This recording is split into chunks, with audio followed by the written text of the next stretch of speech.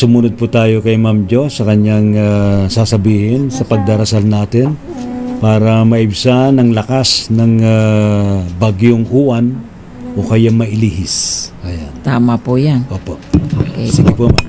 Pasimulan po natin. Yes, ma'am. Sa kapahintulutan po ng ating pong Panginoon, Creator God po yan, at hindi papayag na masira ang kanyang creation. Yun po ang ating nauunawaan at tinatanggap na dunong. Creative God po yan. Kaya hindi siya papayag ng mga elemento ay maging disharmonious at maging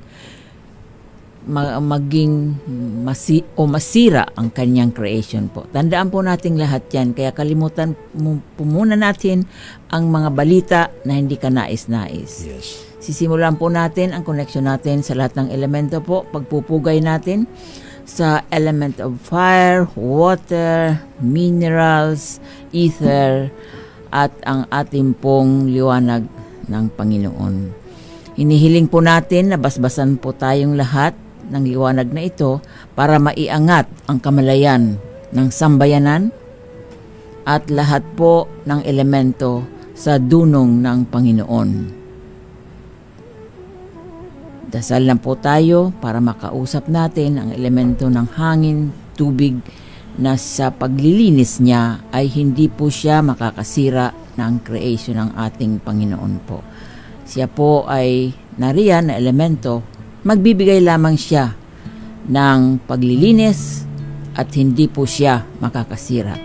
Salamat po, Typhoon Uwan, sa iyong pagtanggap ng aming intensyon. Oratio Imperata. Contra calamitates et tribulationes, Dios Pater misericordiarum. Ad te clamamus in tempore nostre necessitatis, tua nos potenter protege, et a malis omnibus defende. Tole pestilentiam carestiam et bellum, ab effusiones sanguinis innocentes libera nos, a calamitatibus naturalibus et flagellis misericordia tuae subtrahi nos.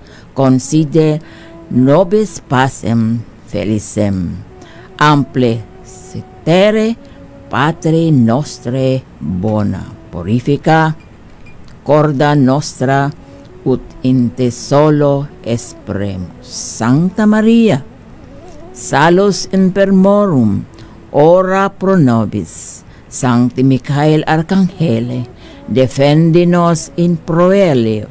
Sancti Joseph, patronos ecclesia, ora pro nobis. Per Christum Dominum nostrum. Amen. Amen. Sa atin naman yun pong yung Latin to, no? Latin po. Yung pinapakita na rin natin tong English version habang nagdarasal tayo ng iba't ibang language. Pwede naman nilang bigkasin ito. At sa atin naman pong lingwahe, yes, ito po ang Oratio Imperata na panalangin para ipagadya sa mga kalamidad dulot ng bagyong Uwan. Opo. Manalangin po tayo, taimtim, na nakikita natin ang ating mga sarili na maliwanag at ang ating buong bansa. Amang makapangyarihan, itinataas namin sa iyo ang aming mga puso, nagpapasalamat sa kagandahan ng iyong nilikha, kung saan kami ay bahagi na pagkalinga mong nagtataguyod sa aming mga pangangailangan at sa karunungan mong gumabay sa takbo ng daigdig. Kinikilala namin ang aming mga pagkakasala sa iyo at sa sannilikha. Hindi kami naging mabuting katiwala ng kalikasan. Pinagkamali namin ang inyong utos na pangasiwaan ang daigdig. Ang kapaligiran ay nagdurusa sa aming kamalian at ngayon ay aming inaani ang aming pagmamalabis at kawalang pakialam. Ang global warming ay laganap na. Ang bagyo, pagbaha, pagputok ng bulkan, paglindol at iba pang kalamidad ay patuloy na tumitindi sa pananalanta.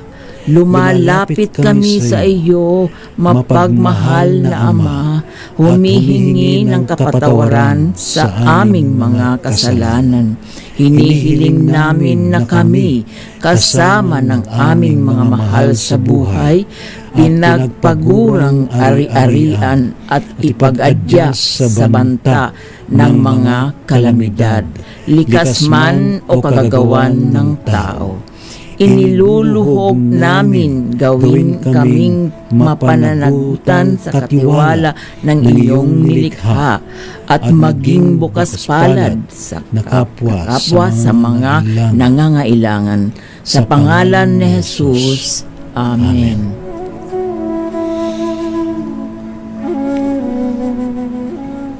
Marami pong salamat. Thank you po. Bagyong Uwan, at pinakinggan niyo po ang aming pong kahilingan. Salamat po, aming creative na Panginoon.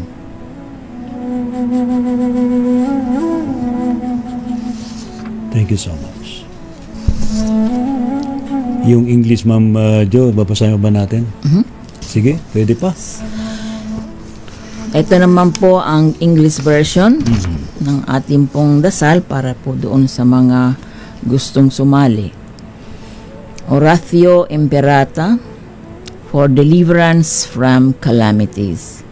Almighty Father, we raise our hearts to you in gratitude for the wonders of creation of which we are part, for your providence in sustaining us in our needs, and for your wisdom that guides the course of the universe. We acknowledge our sins against you and the rest of creation. We have not been good stewards of nature. We have confused your command to subdue the earth. The environment is made to suffer our wrongdoing, and now we reap the harvest of our abuse and indifference. Global warming is upon us. Typhoons, floods, volcanic eruptions, and natural calamities occur in increasing number and intensity. We turn to you, our loving Father, and beg forgiveness for our sins. We ask that we, our loved ones, and our hard-earned possessions be spared from the threat of calamities, natural and man-made. We beseech you to inspire us all to grow into responsible stewards of your creation and generous neighbors to those in need. Amen. Salamat po. Salamat po. Thank you so much. We visualize now the entire archipelago with balanced elements, gentle air, gentle interaction with other elements, enough minerals, clean water, clean ether. We intend as well the light of love and gratitude to all the elements. We see everyone safe and protected. So be it done. Thank you, Ma'am Jo, and to all our viewers and listeners na sumabay sa ating Oratio Imperata. Sarap naman ng energy. Yes.